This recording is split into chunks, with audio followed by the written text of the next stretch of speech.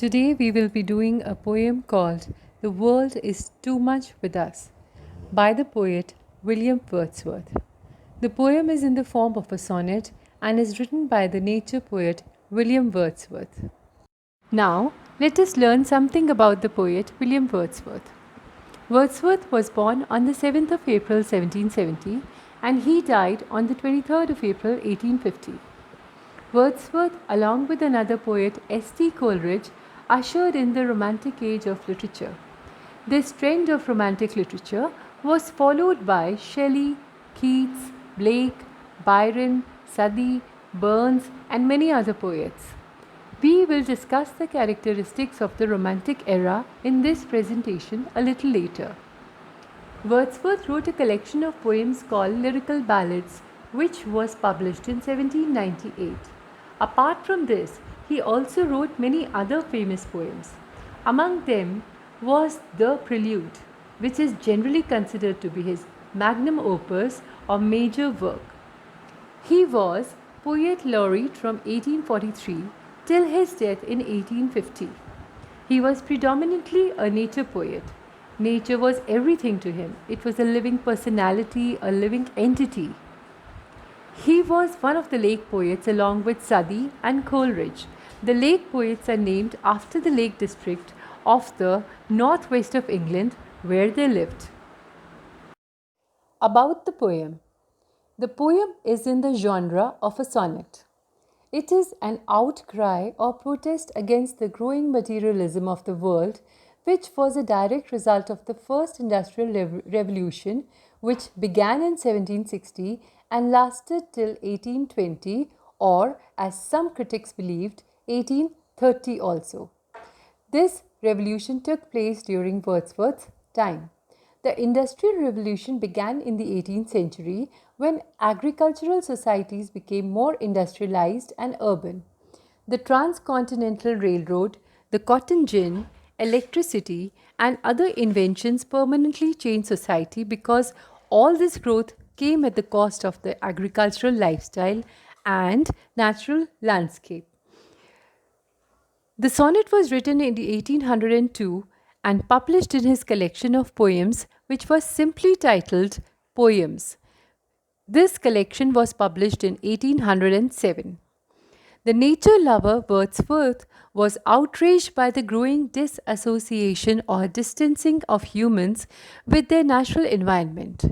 Man was growing increasingly unappreciative of the bounties of nature and was forging a closer bond with materialistic pursuits. Wordsworth is simply outraged by this loss of tranquility in nature and expresses a desire to be raised in an outdated religion because it would enable him to see magnificent scenes of nature. Let us take a look at what characterized the Romantic age. During the Romantic age, there was a definite predominance of imagination over reasoning or logic. There was a focus on emotions, feelings, and moods such as spirituality. There was also a religious fervor and a taste for mystery or the supernatural.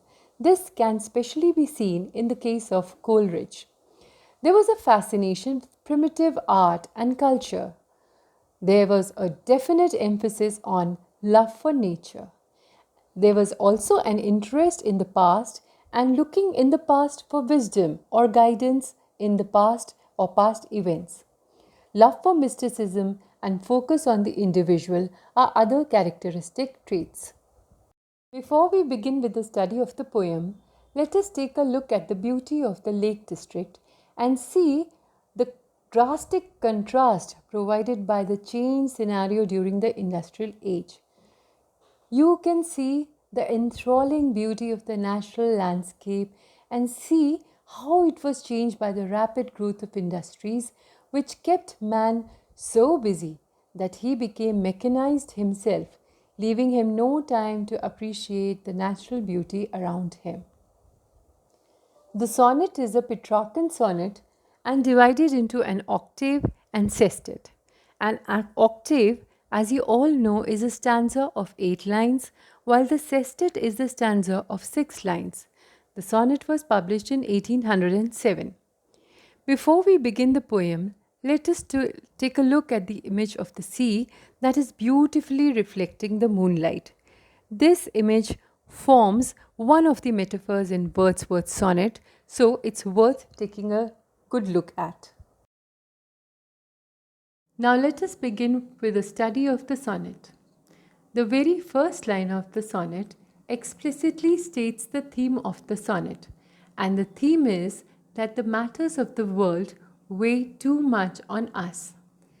He says, "The world is too much with us, late and soon, getting and spending, we lay waste our powers. Little we see in nature, that is ours. We have given our hearts away, a sordid boon."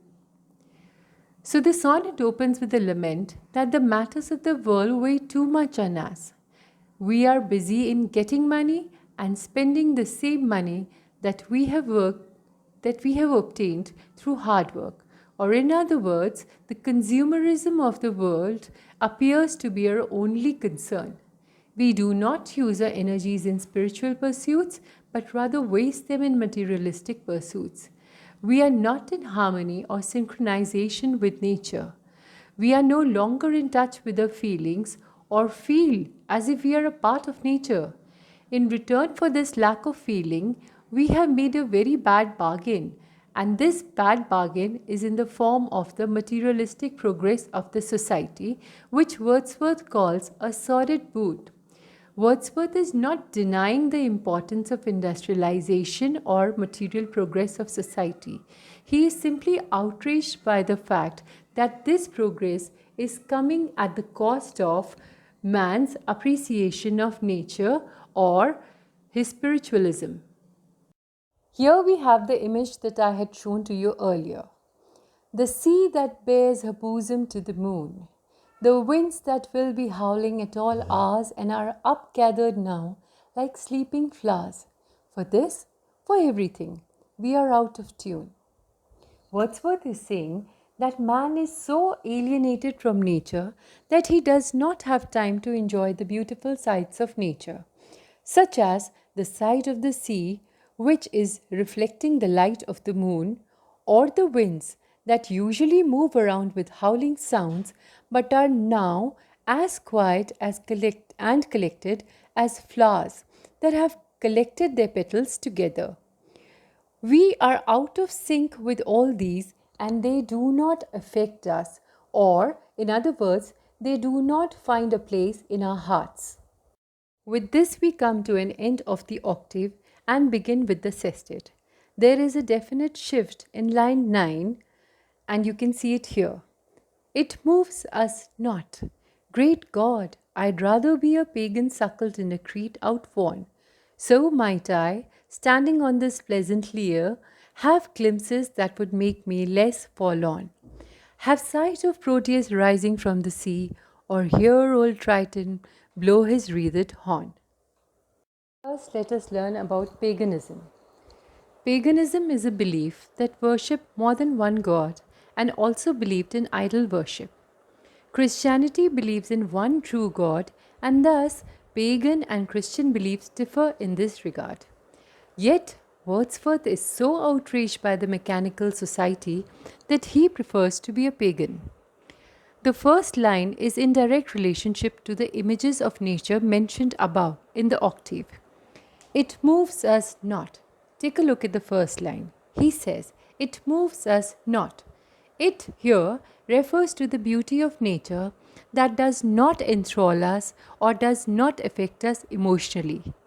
He then exclaims to the Christian God and says that if his present state brings about this alienation with nature, then he would prefer to be a follower of an outdated and antiquated belief of paganism, because if he were a pagan, it would allow him to believe in sea gods and other gods that exist in various aspects of nature. He could imagine being in touch with Proteus, or at least catch a glimpse of him as he stares across the sea. Triton was the pagan god that was said to be able to calm the waves of the sea. This implies that the speaker wants to look towards the sea and enjoy nature and catch sight of the sea gods, Triton and Proteus. Here are some images of the sea gods Triton and Proteus mentioned by Wordsworth.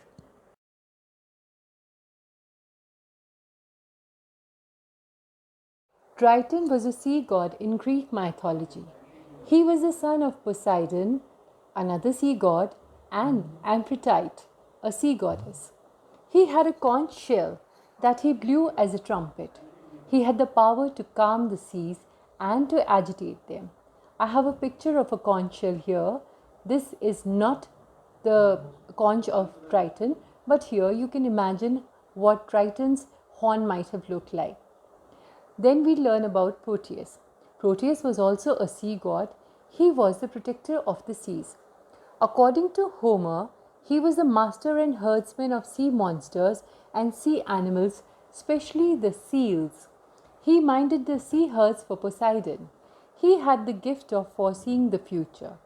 He was a shapeshifter, that is to say that he could change his shapes. Let us take a look at the rhyme scheme and the structure of the sonnet. You can see the octave and sestet which is marked on the side here, and take a look at the rhyme scheme also. The rhyme scheme is A B B A, A B B A, C D, C D, C D. Let us critically analyze the sonnet. The sonnet is of Petrarchan model divided into octave and sestet. The octave introduces the problem and the sestet provides the solution. Here you can see the octave introduced the problem of man being alienated from nature, and in the sestet Wordsworth finds a solution for himself. The solution is that he would rather be a pagan than a Christian. The meter is iambic pentameter. Rhyme scheme, as I have already mentioned before, is ABBA, ABBA, CD, CD, CD. The lines are almost equal in length. There is use of allusion and mythology. Mythology, as you can see, in the use of Proteus and Triton. There is a use of simile in the line, and are upgathered now like sleeping flowers. The use of the word like here makes this a simile and not a metaphor.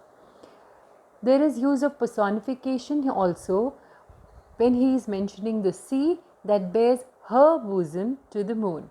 Here sea has been personified, and this is evident from the use of the pronoun her. There is another personification. The winds that will be howling at all hours. Now here the winds are supposed to be humanized or personified and are always howling around, but right now they are like sleeping flowers. So this is the use of personification in a metaphorical image of the winds that are gathered up now like sleeping flowers. With this we come to an end of the discussion. I hope you like it. Thank you.